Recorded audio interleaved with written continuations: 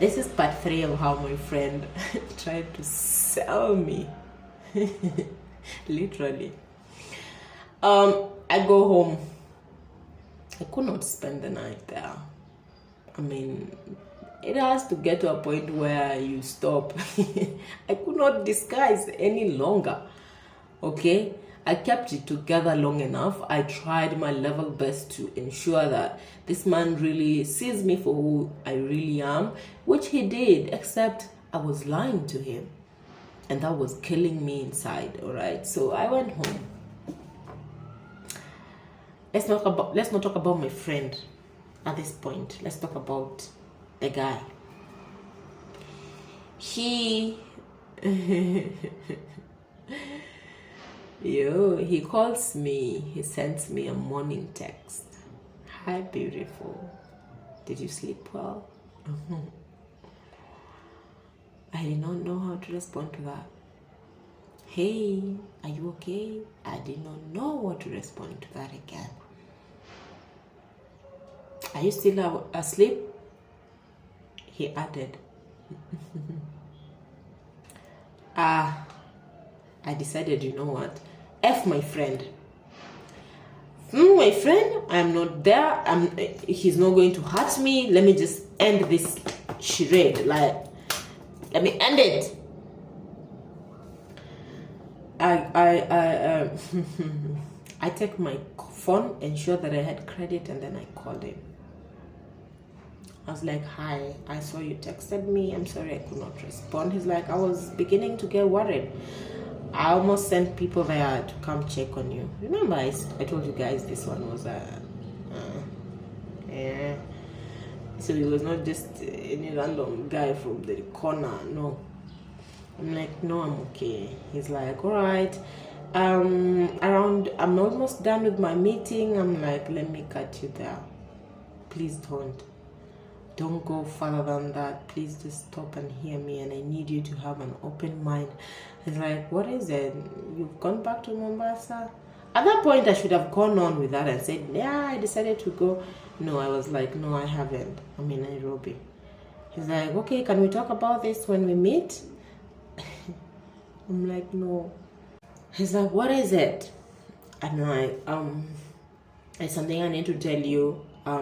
So yesterday when I came where you guys were, my friend did mention that we are going to hang out, and then he said he had friends, and when I got there, when we were doing the introduction, he said I'm from Mombasa, and I went with it, and you kept asking me questions about Mombasa. I learned through the conversation that I had just arrived that very day. And I did not know what was going on until you told me my friends were not coming back. He laughed. He's like, calm down and explain yourself properly. I'm like, okay, this whole thing, I cannot be part of it. It's a lie. And I stay in Nairobi, and I don't know how I was literally crying, yo. He's like, now it makes sense. At one point, I asked things about Mombasa and you diverted it. Yo, I was trying to survive, okay? You could not tell me things clearly, and I also figured, I wondered if you're from. A lot of things were not making sense. I'm like, yeah, I do not stay in Mombasa. I'm from Nairobi, and I cannot go on with it. And my friend, he's like, it's okay, calm down, don't worry. It was fishy.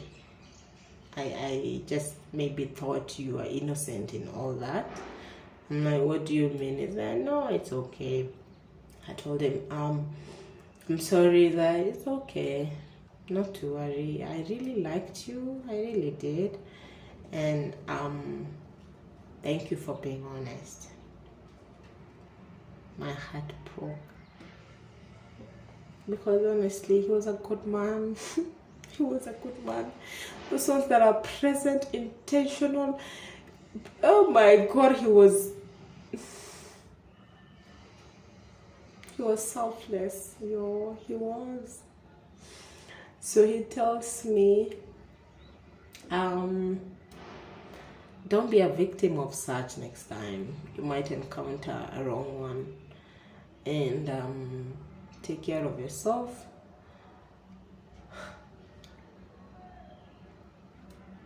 Man. And I wish you well.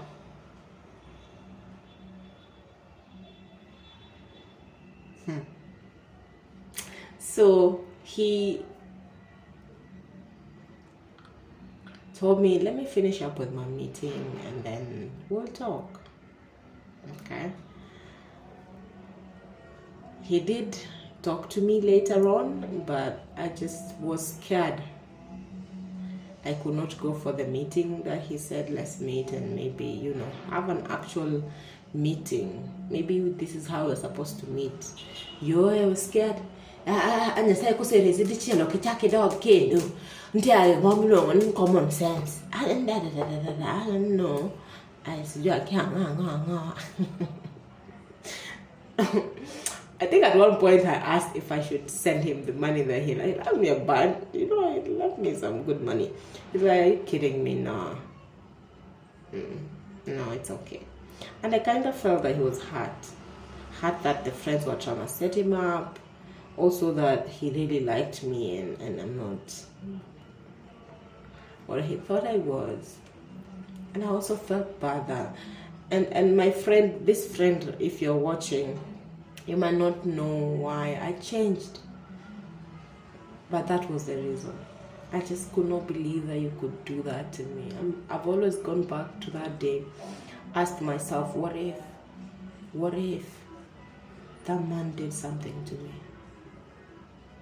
What if he had his way with me? What if he spiked my drink? A lot of things happen in this Nairobi and people get away with them. What if he raped me even? Or maybe after me telling him that I was innocent in all this, that I was also a victim, what if he decided to track me? Because like I mentioned earlier on, he is a serious person, very serious in this government. So you see why we needed to have a meeting with myself, because there have been series of me seeing people for the good, seeing the good in people and trusting, giving them benefit of the doubt and just moving with my trust, and I'm like, nah, expecting that people will give me what I give them. Nah, my love. Not everybody is you. And people who are gonna hurt you, they don't look it most of the time. They're the ones around you. So I cannot speak for my friend and say what his intentions were, although he knows he kind of convinced me that no, he did not. Of course I know you knew. And maybe at that time